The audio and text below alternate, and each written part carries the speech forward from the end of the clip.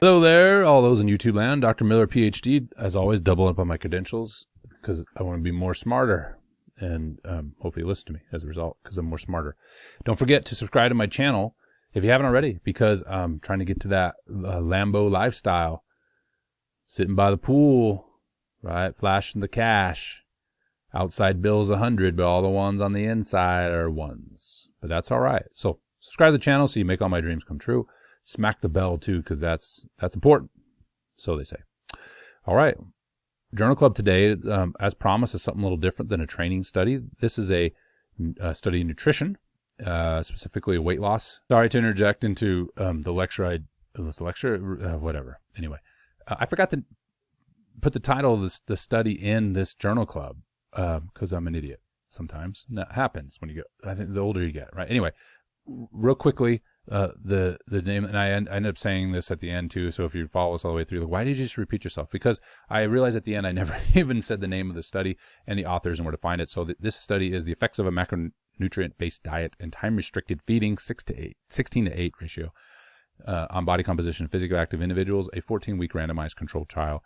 Isenmann et al., 2021, in Nutrients. Sorry to interrupt. Back to your viewing enjoyment. Study, but even if you're like, I don't care about weight loss. Well, just hear me out.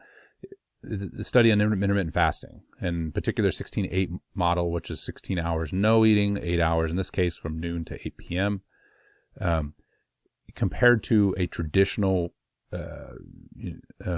caloric deficit, right? Which one of these two diets is most effective? What's kind of interesting about this study is technically, if you go by the BMI numbers, this is a overweight group, but their BMI was 26. And if you actually look at the size of the individuals, these are not big people. So in other words, this isn't a study on obesity. This isn't a study on, I would say, this is my term, solidly overweight. This is a group in already close to normal weight people, right? If you're taking plus or minuses, some overweight and some more towards the obese side. But a really interesting study. So let's take a look. The outcome measurements here were plentiful, including waist circumference, body mass, of course, lean mass. This was a surveillance study, if you will, too, but it was a study that was done over a period of time. People call these chronic studies, and so that's why it's interesting as well. 14 weeks of diet intervention. So I'm just looking at the variables here. I'm not looking at the studies as I'm reading it to you. But body weight, lean body mass, waist circumference, fat mass, body mass index, BMI, and hip circumference were all the primary measurements. There were some other things too. Now, what was also interesting in the study, this 14-week study, there's a 2-week familiarization period. Then the participants had 8 weeks of the study where they had some assistance with like some guidance, coaching, if you will. Okay. Again, I'll explain a little bit more. And then the end of the study, the last 6 weeks, the individuals were on their own. Okay. So you kind of have two things going on here. You have two different diet approaches over a period of time, somewhat significant, 3 months plus. And then what happens when people don't have something to adhere to? In other words, you remove the coaching construct. You remove some sort of accountability crutch. Okay. All right. So who are these individuals? I'll end up with 35 people, 14 male, 21 female. Once they completed this, those are the ones that completed the study. Obviously there's two groups, 18 in one and 17 in the other. What they called time restricted feeding. All right. So the intermittent fasting group, there's 18. And so what this looked like is between the hours of 12 and 8 p.m., as I mentioned, the individuals could eat whatever they want. They were given some guidance about what are some healthy guidelines, right? Your general kind of how much carbs, how much, right? Just some general guidelines, but the individuals could eat whatever they want. The traditional caloric restriction group were given more structure. So they had kind of a good and bad rating system to help them pick protein sources. If I remember protein sources, if I remember right, yeah. And a little bit more structure, in other words, as you'd expect. Their meal time, so it was called a macronutrient-based diet, but their meal time was obviously more rigid. 80% of their calories we consumed from unprocessed foods, 20% consumed with processed foods. Again, they use a ranking system to kind of help differentiate those two. So in other words, they had more structure. Okay, more structure employed throughout the day. And then we looked at these two groups as mentioned before. So what was the outcome of following one of these diets in these groups? Okay, and by the way, some of the small things, I'm always interested in demographics. The lean mass because they initially looked at the demographics between the two groups. There was no significant differences between them, but I like to look at the raw data. Obviously, when you throw a standard deviation in there, it becomes interesting. But like the body weight for the time restricted group was 80 kilo plus or minus 17, where the traditional kind of caloric restricted group was 75 kilo, 74.9, plus or minus 12. Lean body mass seemed to account for most of that change. There's more lean body mass in the time restricted group than in the traditional group. So 57.2 plus or minus 11.5, 53.4 plus or minus 8.4 for the traditional group. So why do I mention that? When we look at lean mass changes, how much did you start with? My hypothesis, and this is all it is, so you can flush it if you want to, is I'll probably tip my hand a little bit here. I'll just say it. The time restricted, the intermittent fasting type approach isn't a bad thing, but it's a lot of things are on a continuum. So even when I work with clients, when we talk about coaching with RP, there's the RP diet that's optimal. But for a lot of people, that's not practical. So there's a continuum. You want to be I had somebody that would eat 8 times a day because with their schedule and how focused on athletics they were, that's something they could do and they were willing to take it on. But I've had one client in hundreds and hundreds and hundreds and hundreds and hundreds, almost 1,000 clients now that followed that. There are many more who I had to scale meals down per day if we're going to follow some that don't have rigid meals. Some of them have just daily macro goals. Some of them moving towards more of a stoplight method, right? I mean, right? That's kind of the big thing here. So when I talk about intermittent fasting, if I'm going to put it on a scale, I would say more traditional breakfast type of, that traditional type of meal structure is a good idea.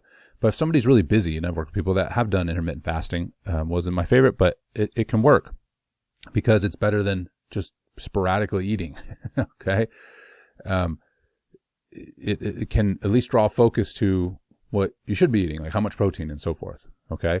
It's not optimal when you're thinking about, keeping the anabolic milieu going, to have these long periods of not eating. So what am I talking about? Why am I connecting to the demographics? Well, my hypothesis is that larger lean mass people could benefit more from intermittent fasting because they have a lot of lean mass. But if somebody who is trying to gain lean mass tries an intermittent approach when they don't have to, like they're not constrained by their schedule or something, it's not going to be as effective as getting in boluses of protein every 3 to 5 hours. All right, so that's what I'm getting at. So I'm looking at this study. That's why I'm looking at it. Actually, looking at it is lean body mass was higher in the so-called, I'll call it the intermittent fasting group. That was just something to consider. I think that's interesting as compared to the regular group. These were not frequent people, people who trained. Right, their training frequency was low. There we go. Sorry, my brain's toast. Resistance training was average 2 per week. Endurance training was roughly about 1 per week. Total training, if they had some classes too, was roughly about 4 times a week. So these are not people that are getting after it in the gym either.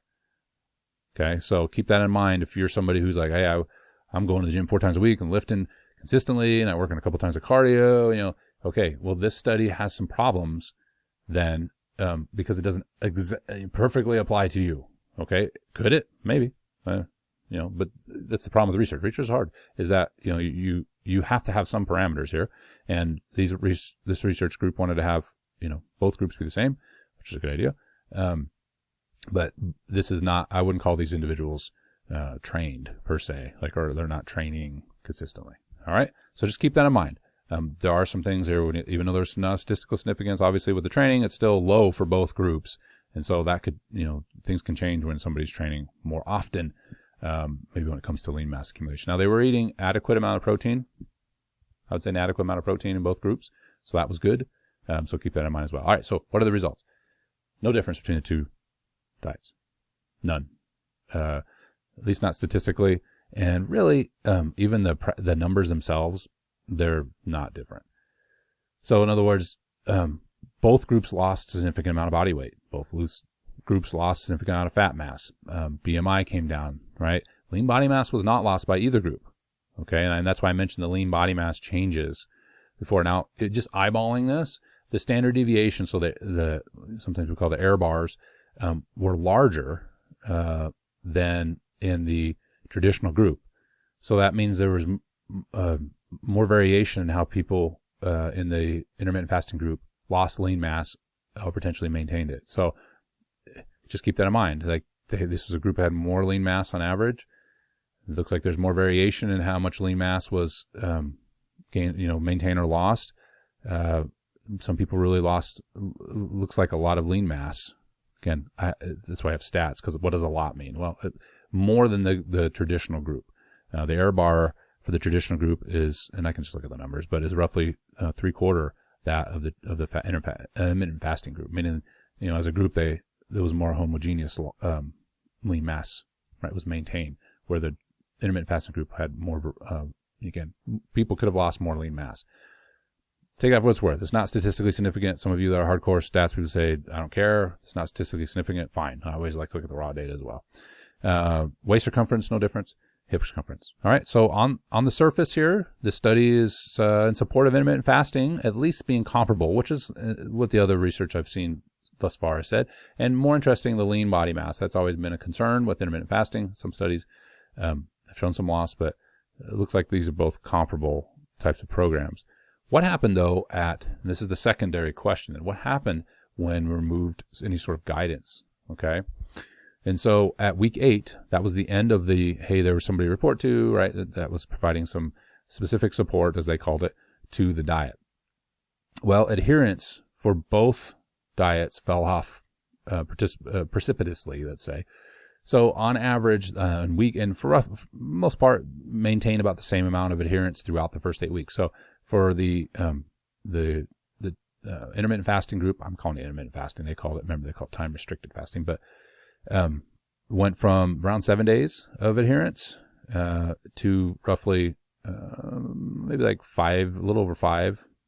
Okay, for week 9, the traditional group dropped off even more. Went from 6 days a week to roughly 3.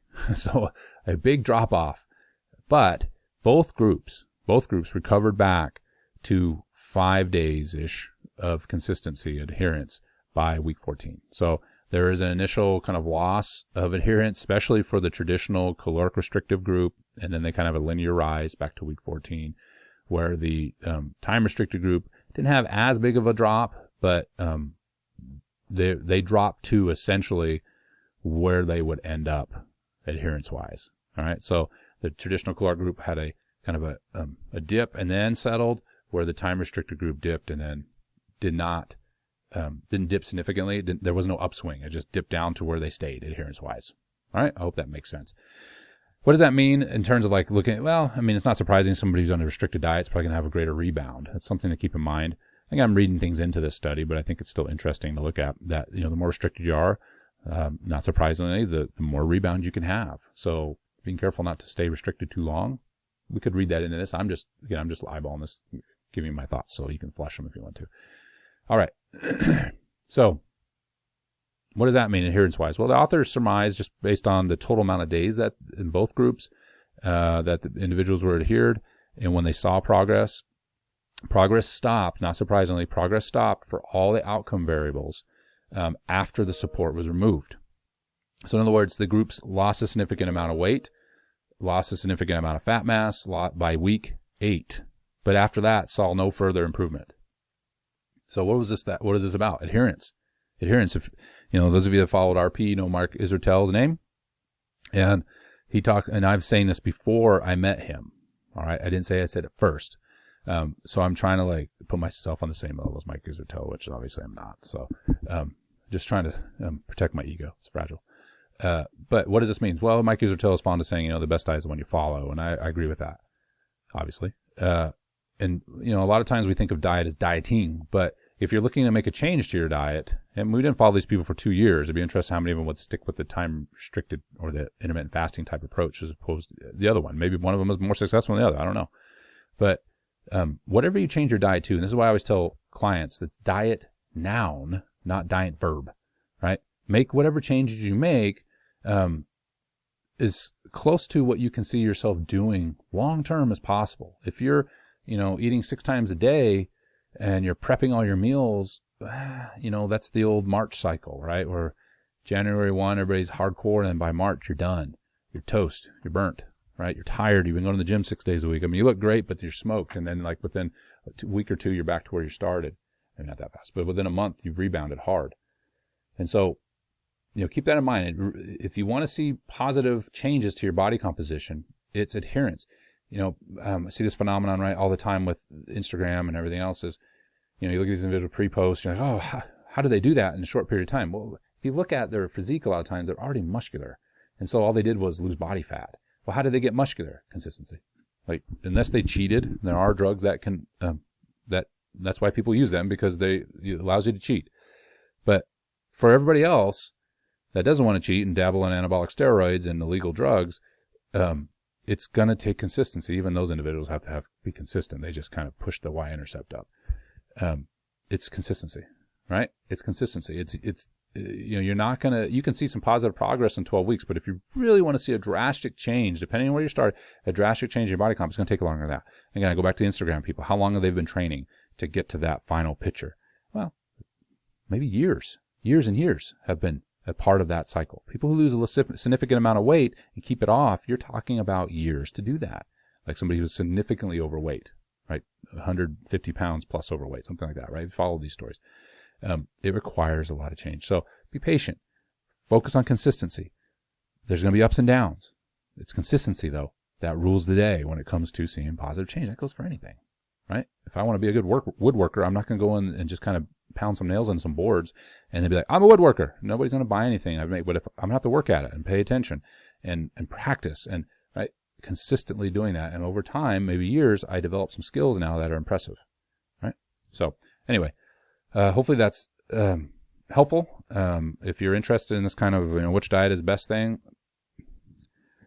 there are some nuances, like I mentioned before. Like if you're trying to gain lean mass, I would highly recommend you don't use intermittent fasting unless you have to.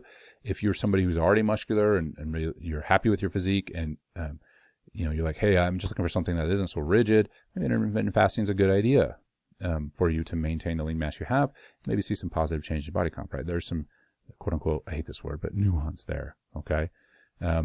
Individuals roughly reported the same feeling. They had some kind of subjective things about how did you feel about the diet and all these different things, and about the same between the two. Individuals say they can continue and so forth. Roughly the same between the two. All right. I think that's all I want to say about this one. Again, I hope you found it interesting. By the way, I had this study, to give credit where it's due. I follow Bill Campbell, Dr. Campbell. I met him he doesn't know me, so don't, it's just like Dr. Zotel. Like, I'm not as cool as these guys. Dr. Campbell is one of the kind of big names when it comes to physique, body composition changes, etc. He's at South Florida still. I met him a long time ago when we were both just young professors, and his career obviously took off and mine is tanked. But he had mentioned this study on his Instagram, so I want to give him credit where credit's due. I was like, I want to take a look at that because he kind of had this teaser, like, nobody knows what happened, right? You got to buy my journal, which is good for him. That's how you're supposed to do it. You're not supposed to offer free advice on YouTube like I do. That's where I got this study from, published in 2022. You know what? I never read the name of this study. I'm sorry. It's called The Effects of a Macronutrient-Based Diet and Time-Restricted Feeding on Body Composition of Physically Active Individuals, a 14-week randomized control trial. I'll probably insert that at the beginning of the video. So if you hear me say this again, it's because I screwed up and didn't put it in the beginning. So anyway, it was published by the Journal of Nutrients in 2021, and the author is Isenmann et al. There's 2 other authors on the study as well. All right, I'll see you in the next video. Again, I hope you found that helpful.